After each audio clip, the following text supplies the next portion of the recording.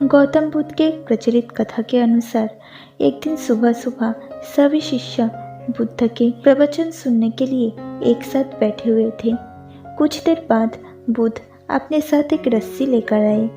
तथागत के हाथ में रस्सी देखकर सभी शिष्यों को हैरानी हुई। फिर बुद्ध अपने आसन पर बैठे और उन्होंने रस्सी में एक के बाद एक 3 गांठें बांध दी। इसके बाद उन्होंने शिष्य से पूछा कि क्या ये वही रस्सी है जो गांठ बांधने से पहले थी। इस प्रश्न के जवाब में एक शिष्य ने कहा कि तथागत, इसका उत्तर थोड़ा मुश्किल है।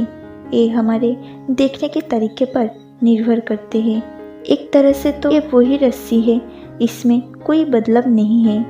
एक अन्य शिष्य ने कहा कि अब इसमें 3 गांठें लगे हुए हैं जो कि पहले रस्सी में नहीं थी। इसे बदला हुआ भी कह सकते हैं। कुछ शिष्य ने कहा कि वास्तव में मूल रूप से वही रस्सी है, लेकिन बदली हुई दिख रही है, लेकिन उसका मूल स्वरूप बदला नहीं है। शिष्य की बात सुनकर बुद्ध ने कहा कि आप सभी सही बोल रहे हो, अब मैं इन गांठों को खोल देता हूँ।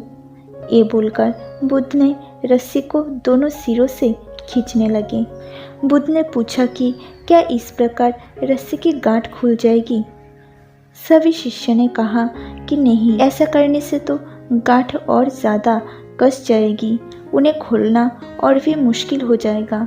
बुद्ध ने कहा कि ठीक है, अब एक अंतिम प्रश्न, इन गांठों को खोलने के लिए हमें क्या करना होगा। शिष्य ने कहा कि हमें इन गांठों को ध्यान से देखना होगा, जिससे हम जान सकें कि इन्हें कैसे लगाया गया है।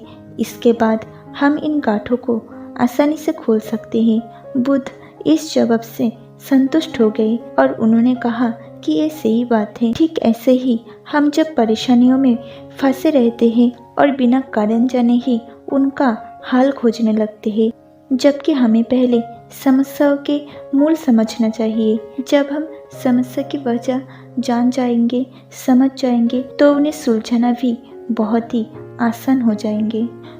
तो दोस्तों, गौतम बुद्ध के इस कहानी से हमें ये पता चला कि जब भी हम कोई समस्या के अंदर रहते हैं तो हमें पहले उसकी वजह समझना होगा। जब समस्या की वजह समझ लोगे तो उनका समाधान भी आसान हो जाएगा।